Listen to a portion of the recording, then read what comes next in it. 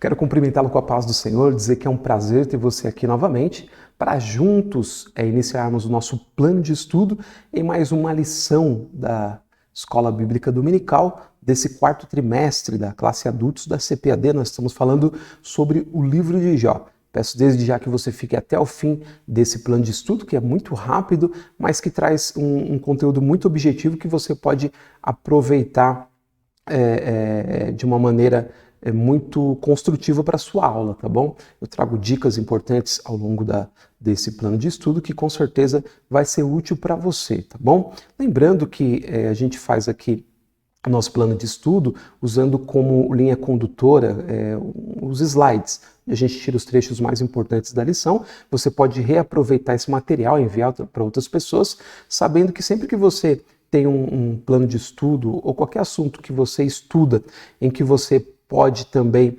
rever o material escrito e não só receber a chamada pré-aula, né, somente ouvindo, quando você tem um material escrito para analisar também, você absorve muito melhor a lição. Isso é importante porque você pode, na hora da aula ou de passar para outras pessoas, você lembra melhor o conteúdo, você tem os conceitos mais bem definidos. Isso ajuda bastante a sua aula a ser otimizada, a ser uma aula mais clara, mais objetiva. E o método que a gente usa aqui, ele também é importante no sentido de que ele auxilia para que em pouco tempo você não precise mais do auxílio, né? No caso do meu auxílio aqui, para você poder preparar a sua lição, estudar melhor ela. A metodologia que a gente usa aqui, ela de certa forma te liberta, né, de ser o eterno aluno, como muitas pessoas acabam sendo, né? Não sei se você tem essa percepção, tem muita gente que fica vivendo semanalmente de aula dos outros, mas ela está sempre dependente disso. É tão verdade isso que quando volta novamente algum tema da escola dominical, depois de 1 ano, 2 anos, a pessoa tem as mesmas dúvidas que ela tinha antes e ela vai assistir de novo todas aquelas aulas com os mesmos assuntos. Então, o que isso mostra? Que não houve uma evolução. Mas quando você presta atenção no estudo dentro de uma metodologia, você cresce, se torna menos dependente de outras pessoas e auxilia melhor outras pessoas que podem precisar de você, tá? Então, o nosso objetivo aqui é esse, preparar pessoas que não precisem ser eternos alunos, mas que se tornem tutores, professores, para ensinar outros que possam ensinar outros também. O nosso objetivo é esse. Então, fica comigo até o final, que com certeza eu acredito que esse conteúdo vai ser útil para você. E aí, agora a gente vai para a tela do meu computador para a gente iniciar esse plano de estudo, ok? Bom, nós já estamos aqui na tela do meu computador. O tema dessa lição número 7 é a teologia de Bildade. Se há sofrimento, há pecado oculto. E aí a gente já falou o tema da lição. Aqui eu sempre peço para você dar o seu like, se inscrever no canal, compartilhar para que a gente seja melhor ranqueado no YouTube, né? E outras pessoas venham ter acesso a esse material. E também, quem puder comentar, é muito bom receber sugestões, saber se você está gostando do material, se está sendo útil para você de alguma forma, porque isso serve de estímulo para nós, porque isso é um trabalho voluntário feito com muito carinho, mas a gente sempre fica contente quando vocês expressam uma opinião sobre o trabalho, tá bom? E os objetivos específicos dessa lição são, primeiro, destacar o argumento de Bildade que contrastava o pecado com o caráter santo e reto de Deus. Isso é muito importante e ele faz com qualidade isso, demonstrando a pureza de Deus e a questão maléfica do pecado. Então, a gente deve também dar esse crédito à Bildade, né? E aí no 2, explicar a concepção de Bildade que associava o pecado à quebra da moralidade religiosa, né? E aí ele tem aqui essa pequena contradição no próprio pensamento que ele tinha. Ele tornava Deus tão puro que o separava completamente do ser humano. Então, muito complicado essa questão. Mas na hora do ser humano se aproximar de Deus, a questão que ele colocava como mais relevante era a moralidade da tradição religiosa. E a gente sabe que a tradição religiosa ela é boa até certo ponto. Depois ela começa a complicar a relação do homem com Deus, né? Porque se torna um sistema mais voltado para legalismo. Então, Bildade tinha essa dificuldade grande. E quem justamente vai fazer a contraposição a isso é o próprio Jó, que, ao meu ver, eu acredito que é o seu também, tinha uma teologia muito mais profunda do que a de Bildade dos demais amigos. Jó realmente excedia todos eles no aspecto de conhecimento teológico mais assertivo. E no 3, esclarecer a argumentação de Bildade que contrapunha a pequenez humana com a grandeza de Deus. Então, ele estabelecia essa questão com muita clareza, né, de Deus ser grande e o homem ser pequeno, mas mais uma vez ele mantinha esse afastamento que o comentarista depois vai falar até sobre a questão do deísmo, né, de Deus ter criado o mundo e deixado ele funcionando sozinho. A gente vai ver isso na lição. O importante é que você tenha esses objetivos específicos como uma linha que norteia o seu pensamento em relação da lição para não fugir da ideia geral e poder absorver o máximo de conhecimento possível, tá? Aí a gente vai para, na verdade está a lição número 3, mas a lição número 7, vocês me desculpem, o texto áureo dessa lição: se teus filhos pecaram contra ele, também ele os lançou na mão da sua transgressão. Jó 4, 7 e 8. E depois, verdade prática: a existência do sofrimento não quer dizer que haja pecado oculto. Então a gente tem aqui o texto áureo e a verdade prática se contrapondo, né? A gente tem o pensamento de Bildade aqui no texto áureo e a gente tem o pensamento de Jó na verdade prática. Aí já dá para fazer um cruzamento do que a gente vai achar na lição, ok? A leitura bíblica em classe está em Jó no capítulo 8, no capítulo 18 e no capítulo 25. Você pode pausar aqui e fazer a sua leitura. A gente tem como introdução o seguinte: nesta aula estudaremos sobre a teologia do segundo amigo de Jó, Bildade. Veremos que ela apresenta o caráter justo e reto de Deus em contraposição ao suposto pecado oculto de Jó. Estudaremos também a defesa de Bildade por uma moralidade rígida, fundamentada em meros preceitos religiosos, sem contudo guiar-se por princípios espirituais. E finalmente analisaremos a ideia de que, segundo Bildade, Deus é um ser muito distante e que, devido à sua onipotência e grandeza, está muito longe do mortal. Ele, portanto, é inacessível. Ao longo de cada argumento de Bildade, veremos a contraposição de Jó. É o que falamos até aqui, muito importante essa introdução. E aí a gente tem os tópicos: o pecado em contraste com o caráter justo e santo de Deus. Depois, pecado visto como quebra da moralidade tradicional. E terceiro, o pecado em contraste com a majestade de Deus. E aí você tem 3 subtópicos no primeiro tópico, 3 no segundo e 2 no terceiro, tá? Então você pode dividir a aula em 25 minutos no primeiro e no segundo tópico e 20 no terceiro. É uma sugestão que a gente sempre dá para os professores, levando em consideração que a gente tem aproximadamente 70 minutos, tá, de aula na escola dominical, tá? Do tempo em classe. 1h10 é que a gente tem em média. Algumas tem mais, algumas tem menos, ok? A gente vai para o tópico 1, pecado em contraste com o caráter justo e santo de Deus. Primeiro ponto: Deus é justo e reto. Trecho selecionado: Bildade assevera que os filhos de Jó foram mortos porque eram maus.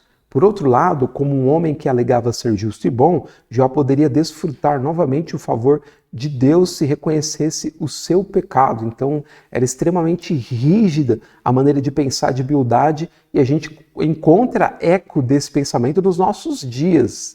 A gente encontra muito isso no nosso meio cristão, muitas pessoas sempre olhando a relação de Deus com o homem, com o homem como uma relação de punição para aqueles que são maus, mas punição no tempo presente, imediata, sabe? Uma coisa rápida. O homem erra e Deus pratica o juízo. Quando, na verdade, eu sempre lembro a todos que Deus escolheu um dia em que há de julgar o mundo por meio do varão que escolheu.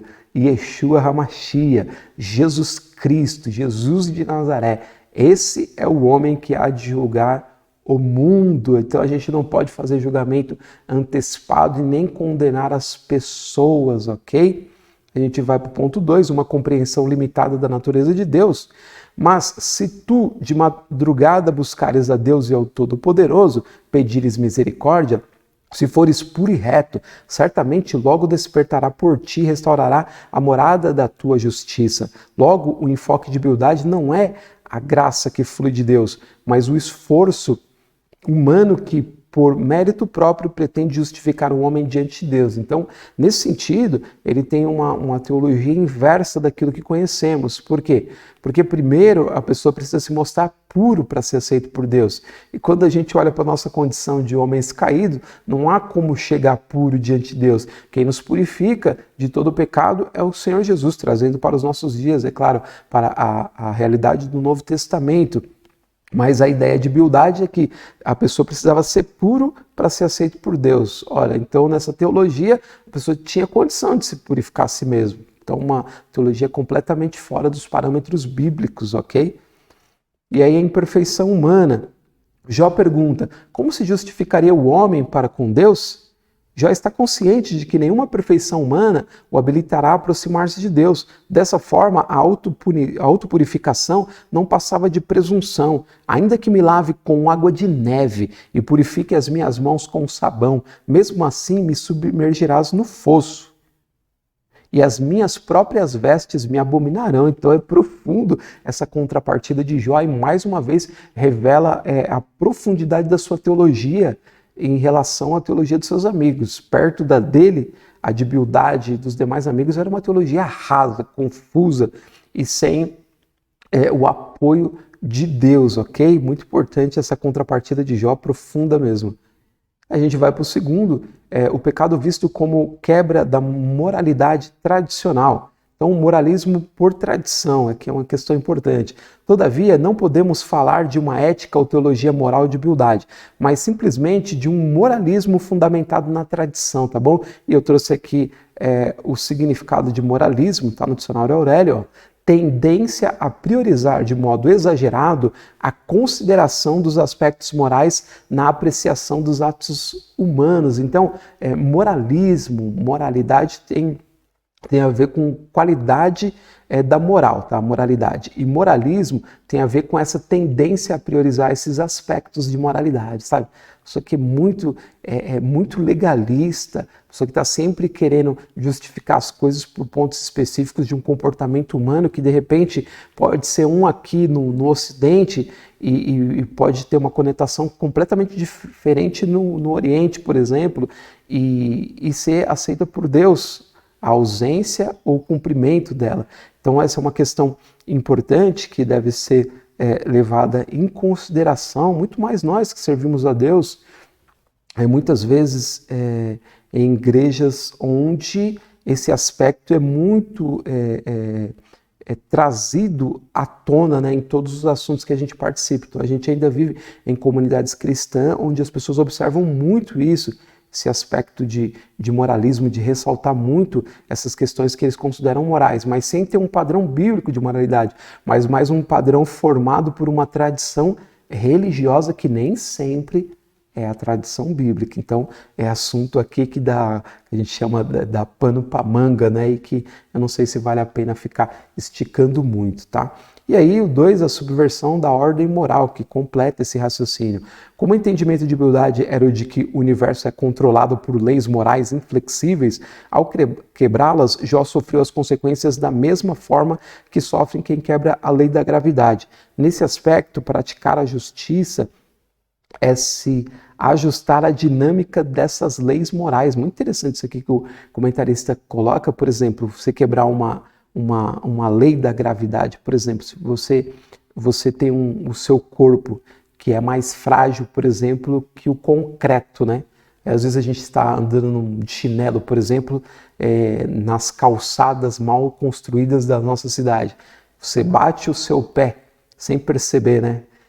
Numa área de concreto que está sobressalente, tá? Uma calçada que está mais alta, você está andando rápido e pá, bate o dedão do pé no concreto. O que acontece?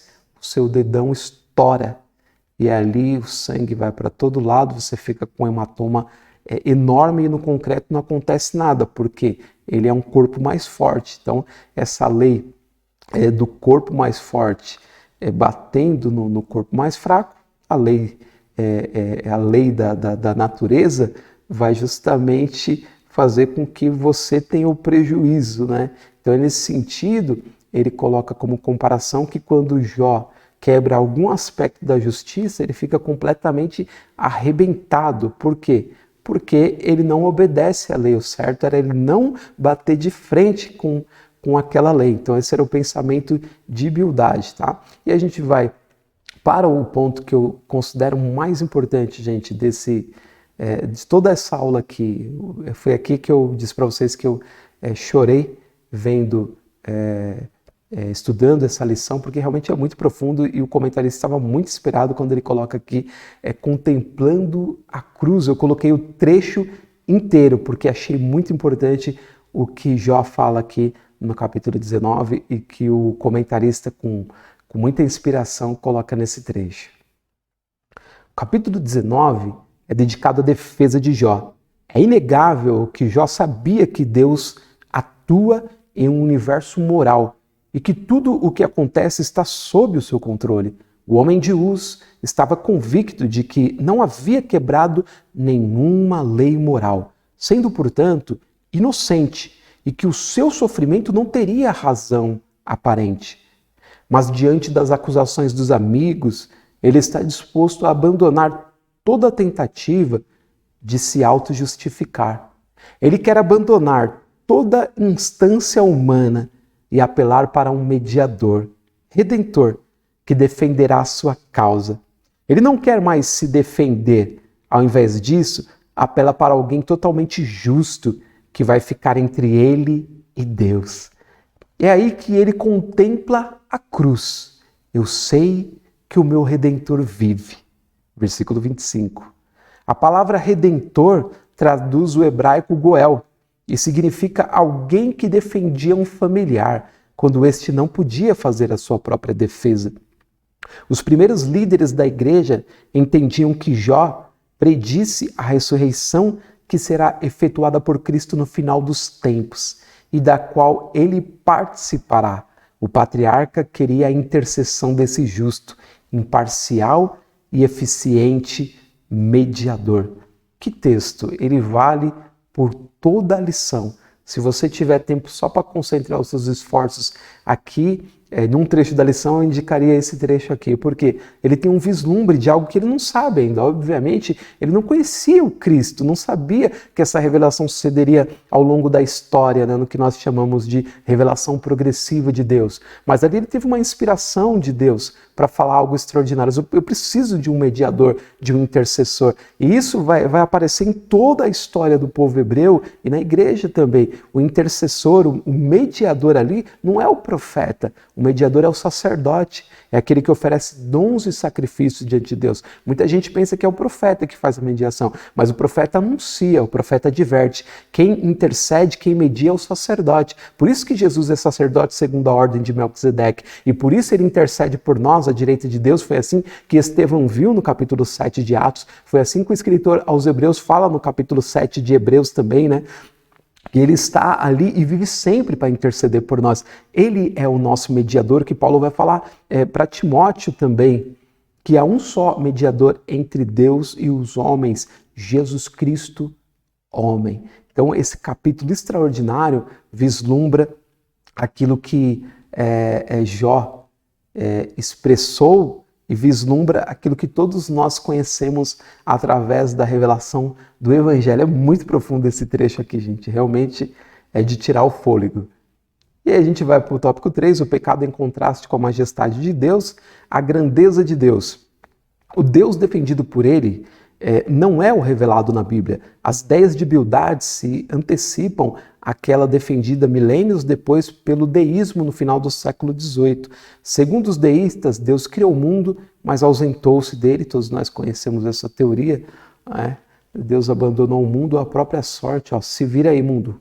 Criei tudo, agora vocês dão conta de vocês mesmos. E nós sabemos que não é assim. A participação de Deus é real no mundo e ele, na verdade, entra na história, como João brilhantemente fala no seu Evangelho, no capítulo 1, no princípio era o Verbo. o Verbo estava com Deus, o Verbo era Deus, ele estava no princípio com Deus, todas as coisas foram feitas por ele, sem ele nada do que foi feito se fez. E lá no versículo 14 ele diz: e o Verbo se fez carne e habitou entre nós, e vimos a sua glória, cheia de graça e de verdade. É muito profundo, né? Vimos a sua glória como a glória do unigênito do Pai, e esse é o Senhor Jesus. Muito profundo. Totalmente diferente do deísmo. E para finalizar, dois, onipotente, mas não ausente. Diferentemente do conceito apresentado por Bildade, o Deus que a Bíblia apresenta é poderoso e glorioso, mas principalmente misericordioso e gracioso. Temos de cuidar para que no momento do sofrimento não manchemos a imagem de um Deus que não é só força, mas igualmente amor. E isso aqui é importante, gente, para nós mesmos. Porque às vezes durante a vida acontecem coisas com a gente que as pessoas querem que nós nos sintamos como lixo, como lixo. E às vezes a gente mesmo olha para a gente e fala: eu sou um lixo, eu sou um lixo. Isso é errado, porque Deus mostra o seu amor para conosco. Quando nós ainda éramos pecadores, sendo nós inimigos de Deus, Ele proporcionou salvação para nós. É o que Paulo fala no capítulo 5 de Romanos. Então, você não pode deixar nem que as pessoas, nem que você mesmo te coloque para baixo a ponto de você se sentir completamente ausente de Deus. Quanto à vida, a esperança. O relacionamento com Deus está aberto. Há um afastamento de Deus em relação ao pecado. Se você ler direitinho o começo das Escrituras em Gênesis, você vai ver que quando Adão e Eva pecam, houve uma quebra da comunhão, mas o relacionamento foi mantido. Falo isso com muita clareza. Houve uma quebra da comunhão, mas o relacionamento foi mantido. Deus continuou se relacionando com o homem. Ele fala com Adão e Eva ainda no jardim, prepara roupa para eles, prepara serviço para eles. Depois ele conversa pessoalmente com Caim, é só prestar atenção. E assim sucessivamente ele vai falar com os personagens bíblicos, ele continua se relacionando, mesmo havendo a separação do pecado. Então, cuidado para você não se colocar numa condição de que não possa ser auxiliada por Deus, completamente afastado de Deus, e nem deixar que as pessoas façam isso com você, porque a Bíblia mostra o contrário. Deus é amor e nos enviou o seu Filho para, pela sua graça, nos salvar. Então, espero ter ajudado de alguma forma vocês com essa lição. A gente vai ler a conclusão para encerrarmos. Nesta lição, vimos que o debate entre Bildade e Jó assume alguns contornos teológicos muito relevantes. Bildade faz 3 discursos teológicos e em cada um deles põe em destaque a sua crença. Ele não crê na inocência de Jó e por isso atribui o seu sofrimento à existência do pecado. Assim, ele orienta Jó a viver segundo os ditames da tradição e, como consequência, o empurra para um moralismo de natureza apenas religiosa. Por último, quando quer exaltar a grandeza de Deus, a qualquer custo acaba por criar um abismo intransponível entre o Criador e a criatura. Bela conclusão aqui do comentarista. Espero que você faça um bom uso dessa lição. Se Deus quiser, nós nos veremos na semana que vem. Até lá. E compartilha esse material com todas as pessoas que você puder. Tenho certeza que vai ser bênção para a sua vida. E desfruta muito dessa lição porque ela é enriquecedora. Aliás, todas as lições do livro de Jó são profundamente enriquecedoras. Essa é uma lição que vale a pena, uma revista, né, que vale a pena guardar depois para usar muitas vezes em pregações, em estudos e também para encher o nosso coração de alegria diante de Deus, sabendo que as tristezas que a gente passa não vão nos destruir porque o Senhor é misericordioso para conosco. Desejo a todos vocês uma excelente aula e nós nos veremos na semana que vem, se Deus quiser. Até lá!